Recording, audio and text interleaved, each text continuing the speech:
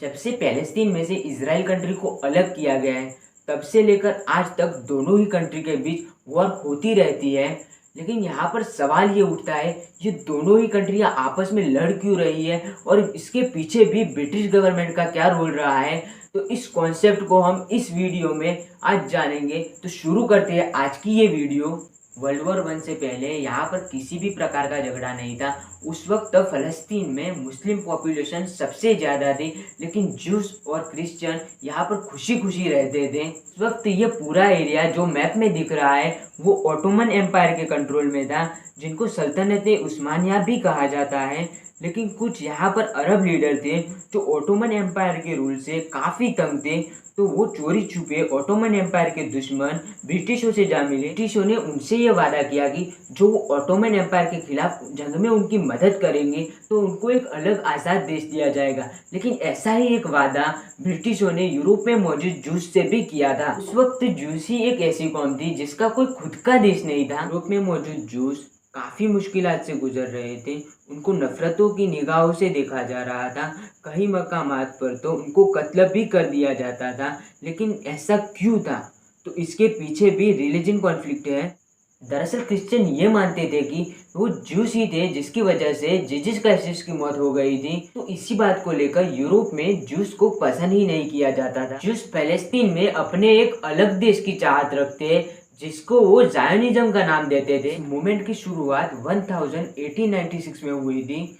अगर European juice को सुकून की जिंदगी बितानी हो तो फलस्तीन में अपना एक अलग देश बनाना होगा। शुरुआत में तो कई जूसीज ये भी कहते थे भला हम अपना मुल्क क्यों छोड़े, लेकिन देखते ही देखते ये पॉलिटिकल मुद्दा बन गया और दुनिया भर के जूसीज पैलेस्टीन में आकर अपना बिजनेस और फैक्ट्रीज लगाना शुरू करते हैं। उस वक्त ब्रिटिशों ने भी यूरोपियन जूस से वादा किया था कि उनको वो अपना देश बनाने का पैलेस्टीन में मौका देंगे। 1917 में वर्ल्ड वॉर वन चल रही थी। उस वक्त ऑटोमन एम्पायर की बुरी तरह से हार हो रही थी। 2 नवंबर 1917 में ब्रिटिश के फॉरेन सेक्रेटरी के हाथों एक जूस कम्युनिटी के हेड के नाम लेटर लिखा जाता है। उस लेटर में ये लिखा गया था कि ब्रिटिश गवर्नमेंट फैसला करती है कि जूस पैलेस्तीन में आकर अपना अलग देश बना सकते हैं, और उनको ये यकीन दिलाया गया था कि इस काम को करने के लिए ब्रिटिश गवर्नमेंट उनका फुल सपोर्ट करेंगी।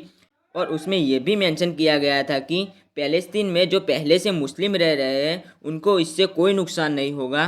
ब्रिटिश गवर्नमेंट की ये लेटर लिखने के एक महीने के बाद ही ब्रिटिश सोल्जर आते हैं और पैलेस्तीन पर कब्जा कर लेते हैं और ऑटोमन एम्पायर का 400 सालों पुराना राज वो खत्म करते हैं। लेकिन यहाँ पर सवाल ये उठता है कि जूसीस को अलग कंट्री देने पर ब्रिटिश गवर्नमेंट का क्या फायदा था। दरअसल यहाँ पर ब्रिटिश गवर्नमेंट ये चाहती थी कि ऑटोमन एम्पायर के जाने के बाद यहाँ पर कोई ऐसी स्टेट बने जो कि फ्यूचर में उनके साथ दे सके, और जूसीस ने भी ब्रिटिशों से वादा किया था कि वो उनका साथ नहीं छोड़ेंगे। पहले ये होता था कि वॉर में जो कंट्री जीत जाती है वो दूसरी कंट्री पर अपना राज चलाना शुरू करती है जब तक कि वो खुद इंडिपेंडेंट ना हो जाए। ब्रिटिश गवर्नमेंट ने जूसीस को यहाँ पर पहले से बहुत छूट दे रखी थी, लेकिन फ़लस्तीन में पहले से रहने वाले मुस्लिमों की आज़ादी के बारे में वो बात भी नहीं करते थे। फ़लस्तीन में दुनिया भर के जूसीस आने लगे, वो अपनी स्कूल और हॉस्पिटल बनाने लगे। यहाँ तक कि ब्रिटिश गवर्नमेंट की मदद से उन्होंने एक मजबूत आर्मी भी बना ली। लेकिन पैलेस्टीन में पहले से मौजूद मुस्लिमों को ये लगने लगा था कि ब्रिटिश गवर्नमेंट उनकी आज़ादी के बारे में तो बात ही नहीं करती, लेकिन उनकी ही ज़मीन दूसरों को देती जा रही है। सालों तक तो ऐसा ही चलता रहा। लेकिन 1939 में वहाँ के अरब लीडरों ने उनके खिलाफ आवाज़ उठाना शुरू कर दी। ब्रिटिशों ने कई अरबों को अरेस्ट कर लिया तो कई अरबों को फांसी दे दी गई। लेकिन फिर भी पैलेस्टीन में अरबों ने अपनी स्ट्राइक नहीं खत्म की, तो ब्रिटिशों ने मामले को सुलझाने के लिए एक पील कमीशन बनाया। पील कमीशन के अकॉर्डिंग पैलेस्टीन को 2 हिस्सों में डिवाइड कर देना चाहिए, लेकिन ये भी अरबों ने कबूल नहीं किया और अपनी स्ट्राइक शुरू रखी। अरबों की ये स्ट्राइक ब्रिटिश गवर्नमेंट का व्हाइट पेपर आने तक चलती रही। 1939 में इस व्हाइट पेपर को रिलीज किया गया। इस व्हाइट पेपर में पहले पील कमीशन को रद्द किया गया, जिससे अरबों की स्ट्राइक खत्म हो गई, और इसमें यह भी लिखा गया था कि पैलेस्तीन में नए आने वाले जूसीस पर रोक लगा दिया जाए, और जो पैलेस्तीन में पहले से जूसीस रह रहे हैं को अरबों की ज़मीन खरीदने पर भी रोक लगा दिया जाए। ये भी डिसाइड किया गया कि अगले 10 सालों के अंदर ही पैलेस्टीन को स्वतंत्र देश बना दिया जाएगा, और ये जूस लोगों की भी कंट्री होगी। लेकिन इस व्हाइट पेपर को जूसों ने मानने से इनकार कर दिया और पैलेस्टीन में ब्रिटिश गवर्नमेंट पर हमले होने शुरू हो गए। ये हमले कई महीनों तक चले, इसमें लोकल पैलेस्टीनियन भी मारे गए। कहते ही वर्ल्ड वॉर 2 शुरू हो जाती है और ब्रिटिश काफी थक चुके होते हैं, तो उन्होंने फैसला किया कि वो पैलेस्टीन को छोड़कर चले जाएंगे। लेकिन जो पैलेस्टीन में पहले से उन्होंने जो रायता फैलाया था वो यूनाइटेड नेशनल के गले में डाल के चले गए। इस वक्त पैलेस्टीन में मुस्लिम पॉपुलेशन जूस से डबल थी। यूनाइटेड नेशनल ने पैलेस्टीन के पार्टीशन प्लान में 55% जमीन जूसिस को देने की दरखास्त की और इस फैसले को 72 वोट मिले और फाइनल कर दिया गया। लेकिन यूनाइटेड नेशन ने इस बात को एक्सप्लेन ही नहीं किया कि 30% जूस को 55% जमीन कैसे दे दी। उस वक्त यूनाइटेड नेशनल की असेंबली में इंडिया ने भी इस फैसले के खिलाफ वोट डाला। उस वक्त के पीएम जवाहरलाल नेहरू ने इस फैसले के खिलाफ काफी आवाज उठाई। इस वक्त इंडिया के प्राइम मिनिस्टर जवाहरलाल नेहरू थे। उनका कहना है कि इंडिया को जूसिस के द्वारा रिश्वत की ऑफर दी गई थी कि उनके हक में वोट डाले। लेकिन यूनाइटेड नेशन के इस फैसले को तमाम अरब कंट्रियां रिजेक्ट कर दी। पैलेस्टीन में जूस और मुस्लिम आमने सामने आ जाते हैं, लेकिन ऑब्वियसली जूस के पास मिलिट्री काफी स्ट्रॉन्ग थी, इसलिए अरब उनका मुकाबला नहीं कर पाए। 1948 में डिवाइड बिन गुरियर ने ऑफिशियली स्टेट ऑफ इजराइल बनाने का ऐलान कर दिया। इजराइल के पहले पीएम वो रह चुके थे। 1948 में तमाम अरब कंट्रियां मिलकर इजराइल पर हमला कर देती है, क्योंकि उनको लगता था कि ब्रिटिश गवर्नमेंट की कोई नई चाल है उनके स्टेट पर कब्जा करने की। उस वक्त 5 अरब कंट्रियां मिलकर इजराइल पर हमला कर देती है।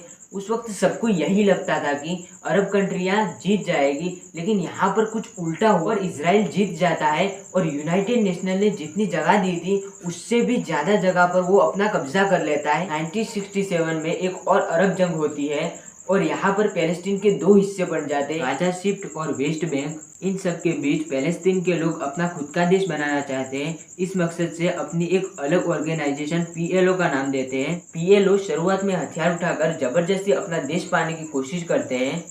अपनी आवाज़ को ऊंची करने के लिए वो बड़े बड़े जहाज और प्लेनों को हाईजैक करने लगते हैं। इसीलिए अमेरिका और इजराइल की जानिब से उनको एक टेररिज्म ऑर्गेनाइजेशन डिक्लेयर कर दिया गया। कि कई कंट्रियां इनको टेररिस्ट मानती नहीं थी, क्योंकि वो खुद के हक के लिए लड़ रहे थे। 1947 में पीएलओ को यूनाइटेड नेशन द्वारा ऑफिशियली रिकॉग्नाइजन कर दिया जाता है, लेकिन इजराइलियन वेस्ट बैंक में अपने लोगों को मकान बनाने की छूट दे देते हैं। लेकिन इंटरनेशनल कम्युनिटी इन पर आवाज़ उठाती है, क्योंकि ये 1947 में हुए यूनाइटेड नेशनल के पार्टीशन प्लान के खिलाफ था। वेस्ट बैंक का एरिया पैलेस्टीन के लिए रखा गया था, लेकिन इजराइल ने वहां पर भी अपने लोगों को बसाना शुरू कर दिया। 1992 में पीएलओ के लीडर यासिर अरफात इजराइल के पीएम के साथ समझौता कर लेते हैं। उस दौरान पीएलओ के 2 हिस्से पड़ जाते हैं। दूसरे हिस्से वाले लोग चाहते हैं कि इजराइल के साथ समझौता नहीं करना चाहिए, जिसका नाम हमास पड़ जाता है। पीएलओ और इजराइल पहली बार आमने सामने आकर ये मामले को सुलझाने की कोशिश करते हैं, लेकिन यहाँ पर दिक्कत ये थी कि इजराइल की गवर्नमेंट के द्वारा पहले से ही इजराइलियन लोगों ने यहाँ पर खुद के घर बना दिए थे। तो यहाँ पर ये फैसला होता है कि वेस्ट बैंक के 3 हिस्से बांटे जाएंगे। उनमें से पहला इजराइल के कंट्रोल में होगा, दूसरा जो कि इजराइल और पैलेस्टीन के कंट्रोल में होगा, और तीसरा जो कि पैलेस्टीन के कंट्रोल में होगा। खैर ये भी पीएलओ एक्सेप्ट कर लेता है। 1996 में पैलेस्टीन में पहली बार इलेक्शन होते हैं और वहां पर पहली बार पैलेस्टीनियन गवर्नमेंट बनती है, लेकिन हमास जो कि इलेक्शन से बाइकआउट कर देता है और इजराइल पर काफी हमले करवाता है, जिससे इजराइल और पैलेस्टीन के बीच काफी नफरत बढ़ जाती है और ये हमले बार बार होते रहते हैं। 2006 में पैलेस्टीन में दोबारा इलेक्शन होते हैं और हमास अब की बार जीत जाता है। इससे पीएलओ और हमास के बीच सिविल वॉर छिड़ जाती है और पैलेस्टीन के 2 हिस्से पड़ जाते हैं। आज गाजा स्ट्रिप पर हमास का कब्जा है और वेस्ट बैंक के छोटे छोटे हिस्सों पर पीएलओ का कब्जा है। ज्यादातर इजराइल और पैलेस्टीन के बीच जब जंग होती है तो गाजा स्ट्रिप पर से ही रॉकेट फायर किए जाते हैं। इसी वजह से इजराइल ने गाजा स्ट्रिप के इर्द गिर्द घेरा तंग करके बड़ी फेंस लगा दी गई। आज हर दूसरे तीसरे साल हमास और इजराइल के बीच जंग होती रहती है। पहली बार 2021 में भी ऐसा हुआ था और अब की बार अक्टूबर 2023 को हमास ने इजराइल पर 5000 से भी ज्यादा रॉकेट फायर किए। ये था फलस्तीन और इजराइल के बीच का कॉन्फ्लिक्ट। आपको ये कॉन्फ्लिक्ट कैसा लगा कमेंट सेक्शन में जरूर बताना और चैनल को सब्सक्राइब कर लेना। मिलते हैं एक नए वीडियो के साथ।